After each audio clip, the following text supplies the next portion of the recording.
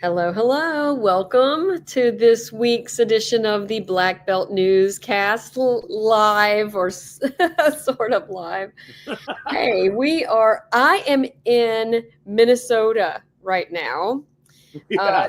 here for a journalism conference. So you're getting me while I'm learning from all the great people that are doing nonprofit news because we are a part nonprofit right now and going to go full nonprofit soon.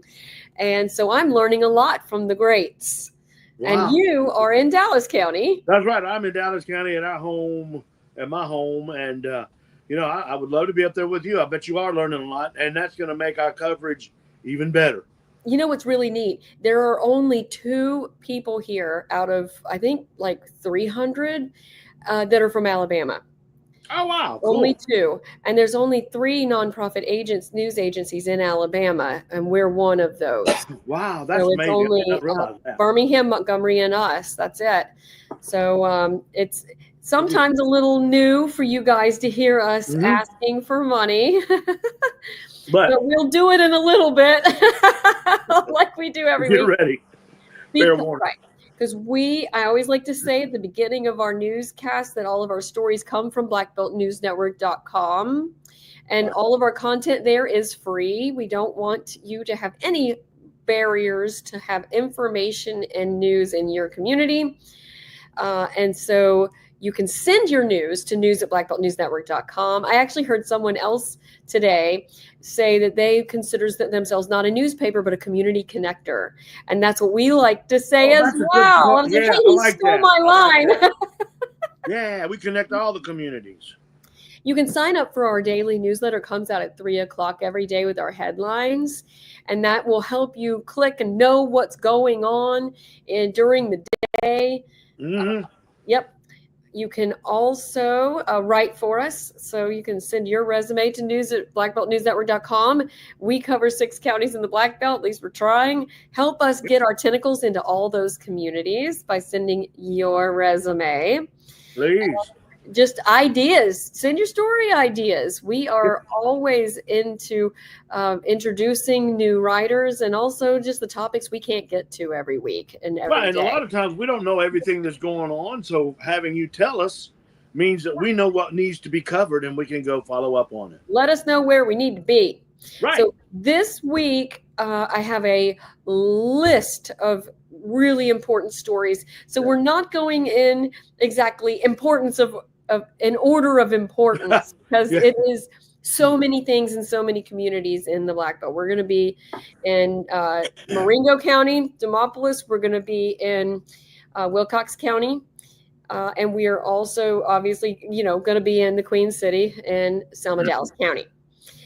So Yes. let's get started with a pretty major development this week is that the Dallas County School Board has voted to close 2 schools. As many of you know, the Dallas County school system is under state takeover, mostly for financial reasons. So some of these decisions are not necessarily being pushed by the board, but pushed by the state.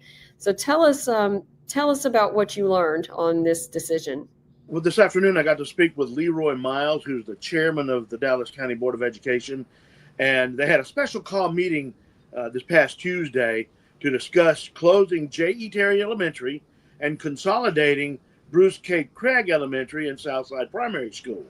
Now, Southside Primary School had some problems, the building did, but it's in better shape than Bruce K. So Mr. Miles says they are doing some repair. All the kids from Southside Primary are at Bruce K right now, but as soon as the repairs are completed, everybody's moving over to Southside Primary. He said there's only about 80 students at Bruce K school to begin with, so they're going to be over at Southside Primary. The J.E. Terry Elementary, they will be going to Brantley, Valley Grande, and Martin Middle School. And he said the main reason that the board, and they voted unanimously to do this, has decided to make this change is to save money. They're going to put all the resources of these schools, consolidate these resources, and it's a lot more efficient use of those resources because some of the schools just don't have the students that they need. But he did say that no teachers are losing their jobs. All the teachers will still be working. What he did not know is exactly where all the principals are going to figure in this. But we're Right. going to be following this and keeping up with it to find out. But as far as it goes right now, this will start next school year. But he said it should be a smooth transition, and the students shouldn't have any problem just moving right into. It'll basically just be a new building, but a lot of their same teachers Right. will be there. Now, this is not a surprise. There has been Not at all. at least a year of discussion, maybe more, about JE Right. especially, and then and also BK Craig and Southside, which I've spent quite a bit of time over there because of my Rotary project and Caring Closet. They have been discussing staying consolidated and moving back over to a repaired Southside, which Right. Southside had mold issues was their Right. biggest problem.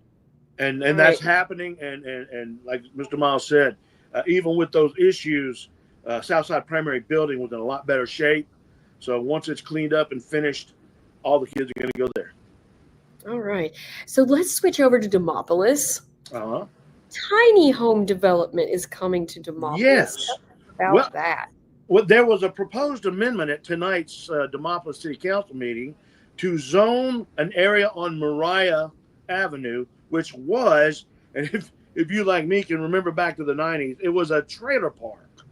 And it was not as pretty as the area could be. And it's overgrown now. And now it's overgrown, and it's, yeah. So what they did is they rezoned it from two-family residential to from what Mayor Woody Collins said was kind of a new thing, planned unit development. Rezoned it to PUD, P-U-D. And what they're going to do is build small apartments that'll be kind of like tiny homes. He says they're not really townhouses. They're kind of like tiny homes, but they're standalone apartments. Somerville Construction from Demopolis, Marengo County is going to do the construction. And he said he's excited. Both the mayor and Mr. Somerville are excited about it. It'll be starting within the next couple of weeks. They're going to start by building 30, but the plan calls for a total of 60 on that area, on that lot, and on that property, which this is going to be very big when it comes to relieving some of the housing shortage that Demopolis is seeing because of a number of things, including the new healthcare high school, the Alabama School of Healthcare Science. And the expansion of 43 and 69. Right. There are a lot of Brasfield and Gorey project overseers that have nowhere to stay in the housing shortage in Demopolis. We just did a story about the housing shortage in Demopolis just last week. So go to blackbeltnewsnetwork.com and look for if you click on Marengo County, you'll see this history of stories that we've done recently about efforts to increase housing in Marengo County and Demopolis. Hopefully this will help. Okay. So, Civil Rights Museum is planned for GWC homes. We've been talking about GWC and their development plans that they received a grant of about $500,000 to do a strategy plan for rebuilding this development that is historic, because this is where the start of the march and the protests for Bloody Sunday, a lot of organizing and a lot of civil rights history happened in this development, but it's aging. So the discussion in the development, the plans are to knock this down and rebuild it into new development and smaller amount of. But what we found is very neat is this plan will include a civil rights museum. And as we learned from a meeting they just held, the Selma Housing Authority, they are talking about preserving one of the apartments that was the apartment of Alice West. And she's well known for having been the house mom. She housed a lot of our civil rights legends, including Martin Luther King Jr. She was known for feeding everybody and really taking care of everybody, and also is herself a pioneer and has done many marches and even started a daycare center that was helping underprivileged kids have somewhere to stay. Moms can work, etc. So she died in 2023 at age 90. 95. I can't remember how old she was, but she just died 2 years ago in her 90s. So they would preserve her unit so that you could know what it still looked like back in the day, but also get to honor Alice West. So it's really cool. That is cool. We will keep you posted. They have to put in a report on this by June 15th, and then another report responding to that one by December. And then they find out if they get through the HUD, they could get $50 million to do this development. So that's what this plan is leading up to. Really exciting. It is exciting. It'd be good to watch that. All right. Let's stay in Selma for a second about their multiplex. We've actually, this is just another step of what we've been talking about with, so it's near the Riverfront Amphitheater here. Mm-hmm. There is property here where there is a plan for a multiplex. So the city council approved last week, or May 27th, to have the designs made, $250,000 to do the design phase for this Riverfront multiplex. It would be next to this amphitheater. Have this same kind of view, and the idea would be it would be for banquets, conference use. There's an eventual goal to have a hotel next to it, and it would be about $20 million to do the development. There was some funding, about $4 million from Terry Sewell's office to help in this. I think it was more for site plan. But this is a really interesting development because now they have actually gotten to move forward because it has stalled in the city council and decision making. And now it has actually gotten out of, so the decision has been made. And now they will move forward on designing the $20 million multiplex.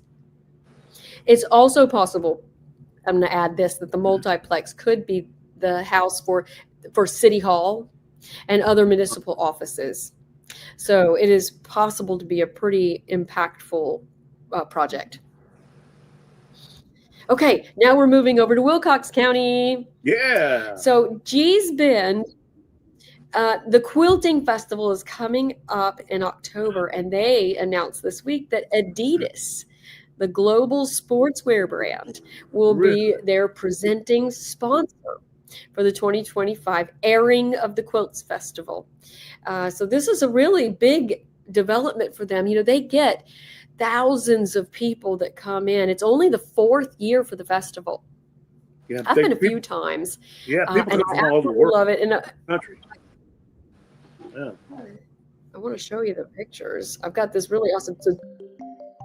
The second annual Gee's Bend airing. I do this every time. It has audio on it. I did that video from last year, I think, or the year before. I think that was the year before. Gorgeous. Yeah. It might have been the year before. And the weather was amazing. So that Gee's Bend has a big sponsor for their quilting festival this year. Well, that's awesome. Yeah. I'll go down there this year. So Vaughan Regional Medical Center came out with their economic impact report. We actually recently had Whitfield's economic impact report. This one from Vaughan is showing a $15 million impact to Dallas County in 2024. And this is according to an annual community benefit report. And it shows this number is based on uncompensated care, salaries for about 600 employees, taxes paid to the state and local. They have a new CEO who was part of releasing this. They also say that they have provided about $5 million in charity. And I've gotten bad about not showing my video now. I just like to get right into the detail. Here they are. $3 million in community health services, physician recruitment, which I know they brought in a lot more doctors, professional development. So if you go to blackbeltnewsnetwork.com, you can see the report and it shows all the local organizations that they have given funding to. So yeah, the hospital is a really important part of actually the Black Belt. It's I think it's the only OB unit, obstetrician for babies in the Black Belt. They don't operate OB in Demopolis anymore, and they haven't since last year. Thomasville closed. They haven't done OB at Camden in a long time either. All right. So you got to hear from the district attorney, Robert Turner Jr. That's right. I got to talk to him. Gave an update. He came to the Rotary Club. He was the guest at Rotary Club Monday, and he gave us a quick update. Or actually, he opened with describing and explaining exactly what the district attorney's office does. He says there's still a lot of misunderstanding. A lot of people think that the DA's office and the police departments are the same, and they're not. But what was really interesting is the fact he gave an update on some of the things that his office is doing to help fight and reduce crime. One of the things, he's talking about a number of initiatives, a number of programs that he started to help people to better understand how to report crimes, help keep kids out of bad situations. That his thing is to try to stop crime before it happens. So he wants to get kids to understand, a life of crime is not good. So he's got a number of initiatives, and of course, it's all in the story that will come out that detail ways for the kids to stop, or not even get started to begin with. The other thing he talked about is that he had taken over the office and found there was 11,000 cases pending and a presentation to a grand jury. And some of those 11,000 cases go back as far as 2016. He has actually whittled that down to 5,609. And he described some of the different things that they had to do to get it down that far. But he says, for some people it turned out good. He said, but for some people it didn't turn out as good as they hoped, because some of the folks that were defendants thought that these cases had gone away, and they hadn't. And so one day the DA comes and knocks on the door. He also talked about his work going back to, actually this really goes back to the keeping kids out of trouble. He said that the only laws that the DA's office can actually enforce is the state truancy laws. And some of his programs, some of his initiatives are helping kids stay in school and helping to reduce absences. And he describes all of that. So it was a really interesting talk. Got a lot out of it, and that story, a detailed story, is coming out. So you'll be able to read all the details online and hopefully in the Selma Sun newspaper. Awesome. I actually wanted to let me present. I'm going to present this because I wanted to give a really important goodbye, because we lost somebody really. Oh, yes. This week, and that is Buddy Swift. Yeah. Can you see this? Yes. Okay, so Buddy Swift was a part of the family, the Swift drug family. He lived down the river from me in Selma, and is just an amazing man. I tell the story that he came by one day when he found out that my son was really into fishing, and he knocked on the door, and he brought a tackle box, an old tackle box full of lures, including like fish that were, fake fish that are this long, with giant treble hooks for him to learn to catch, and told him what kind of fish he could catch with it. It was just amazing. And we didn't ask him to do he just, the kindness of his heart, had seen him on the river learning to fish. And he's just an amazing man. And I'm showing you the video from Todd and Buddy talking about closing Swift Drug. Right. And was it the end of 23, end of 22? 2022, yeah. End of 22, after 106 years. But he knew he had been diagnosed, I think it was pancreatic cancer. I believe you're correct. And it was, he'd been fighting it for a while, but it just was getting progressively worse. He wanted some retirement time, and so he went and got retirement time. So we're happy for him to have done that. I got to talk to his daughter earlier this week. And we do have a really beautiful obituary for him as well online. Just wanted to say our goodbyes to our friend Buddy and Selma's friend. Yeah, he was such a cool guy. I really enjoyed that day right there. And it wasn't the first time I'd met him, but it was the first time I got to sit down and talk to him. And we talked a couple times after that just to say hello. And he was such an amazing, good, big-hearted person. So our prayers go to their family. Black Belt Roundup time. Black Belt Roundup time. I got all right. So most of the things we've been doing in this lately has been events because there's so much going on. Farmers markets are opening this week. I believe tonight is Greensboro's opening, is it not? That's what I'm trying. Yes, it is Greensboro. I had it up on my. It is July 31st, June 5th to July, tonight, June 5th to July 31st, 4 p.m. to 6 p.m. And they're having all kind of fun stuff, music and everything. So that's June 5th, 4 to 6. Yes. And the other one that I have is right here. It is the Demopolis Farmers Market, which is coming up this Saturday, June 7th. So, yeah. So there you go. It's going to be a lot of fun time. Farmers markets are always so cool because you got so many fresh and usually locally sourced vegetables and stuff and fruits and all kind of cool stuff. And the honey. Ooh, I love locally produced honey. You can find out all these things on our calendar. So see our calendar. This is our new calendar. It's under lifestyles, but it's also on the right rail if you're on a desktop, and it's in between copy on your phone, but you can see all of these events on our calendar. So lots of great stuff coming. I mean, look at how packed this thing is. Right. So a lot of things coming up. Rockin' Rib Off is coming up. Oh, there's a fun time.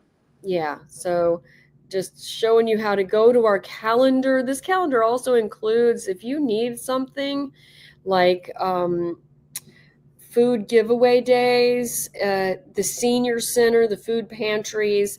There's some water distribution days in here. It's under service project or service events right here. Yeah. And then you can do Perry County, Dallas County, Montgomery, Wilcox County. I even do Tuscaloosa, Meridian, Mobile, because you never know when you might feel like doing a road trip. Oh, yeah. And that's so much fun. Grab the family, get them in the car, head up to somewhere and have a little fun doing different things. You can find out everything right there on our calendar. So right there on the calendar. Yeah. All right. We have a lot of things we like to do every week. And one of those is to thank our sponsors. Yeah. Thank you so much, Mr. Miller. Randall Miller Funeral Service. Give a thoughtful final gift to your family by pre-planning.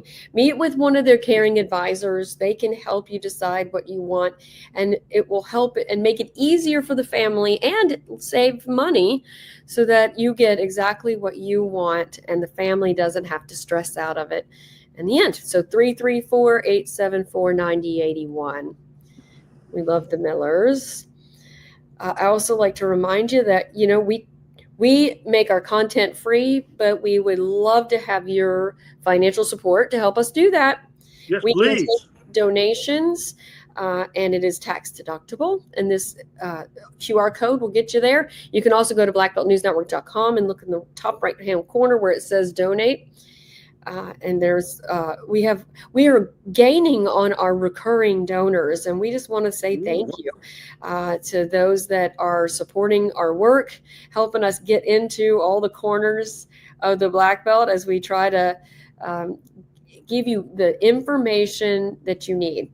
Now, something special that's coming up is a reader survey. We just received a pretty good sized grant to help us come into the communities and share what we're doing and ask you what you'd like to see us do. And I'm very excited about our reader survey. We will be looking at events to attend throughout our communities. So you're going to see us there with tables, and we're going to give out T-shirts and hats and and ask questions, talk to you. Maybe you might decide, hey, I could be a writer for you guys while Wouldn't that be cool? So our team is going to be getting out there soon. We need to pick what we're going to do. It'll probably be late summer throughout the fall, because we're going to make a big list of all the awesome events. We'll get some of them from check our it own twice. calendar. Yeah. We're really excited about that. Oh, yeah. Getting out meeting people. That's always fun. It is. And we want story ideas. Yeah. We have a Black Belt Outdoors. You can follow us on Facebook to know all the outdoors activities, especially with all the fishing tournaments now. Yeah. Outdoors at blackbeltnewsnetwork.com, and send us your information and news with the Black Belt. I just put a thing up on the Black Belt Outdoors. Joe Allen Dunn down in Thomasville has been keeping up with the Miller's Ferry water temperature, and he got a really neat chart up there. So he said this is going to be a great weekend for fishing. So go check that out on Black Belt Outdoors. I always like to get ideas of where we can go get dinner. Yeah, exactly. Dinner. Yeah, all right. Woo, that's a lot. That was a lot of stuff. And you know what? We held back 2 pretty good stories. Yeah, you'll hear them next week, but we're holding on to them. Tune in next week for some pretty awesome stuff. It'll be in the print edition for Selma Sun as well. But we saved 2 really good ones for next week. So we will see you next week. Yes. For the Black Belt Newscast. See y'all next week. Have a safe weekend and a good week.